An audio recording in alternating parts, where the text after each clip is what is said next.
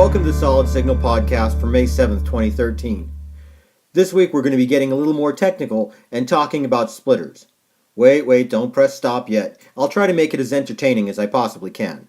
First of all, when I talk about splitters, I'm talking about RF splitters. You know, 1 cable in, 8 cable out. You can use splitters to give yourself more outputs for your antenna. You can even use them in most modern DirecTV systems to give you more places to put a receiver. But I'm here to tell you that a splitter is not a magic bullet. I'll explain why in a second. A splitter is a remarkably simple piece of equipment. Really all it's doing is taking the amount of electricity that comes in, putting some of it on one output, some of it on another output. You can have an 8-way splitter, in which case it takes that same amount of electricity and splits it 8 ways. Really, there's not a whole lot to it. There are some splitters that you should probably know about, such as DirecTV's Green Label series of splitters that are specifically designed to make sure that your multi-room viewing or whole home experience is everything that it needs to be. There are also power passing splitters. Now I should explain for a second that most splitters are designed to block DC power as they go through the splitter.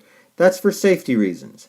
Some splitters actually allow DC power to pass through them, and you would use those for more complicated commercial installs.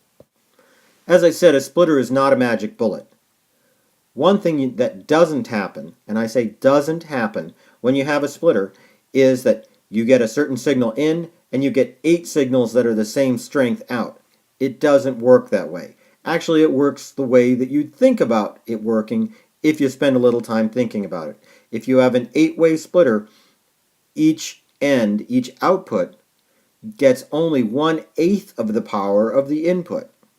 That's why we caution you against using more splitters than you need, or, for example, using one splitter after another splitter after another splitter.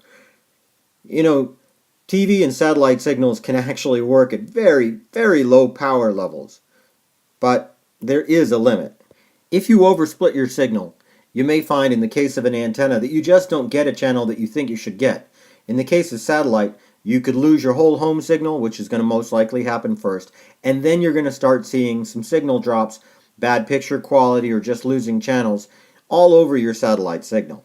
A long time ago, one of my favorite authors wrote, "There ain't no such thing as a free lunch," and that sure is true with splitters.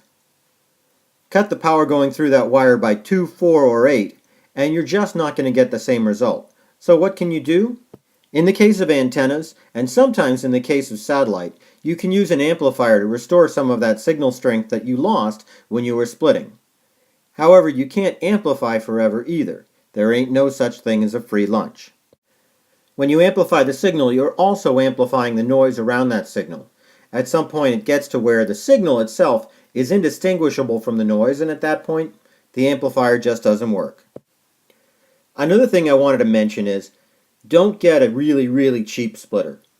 A decent splitter for an antenna still shouldn't run you more than about $3.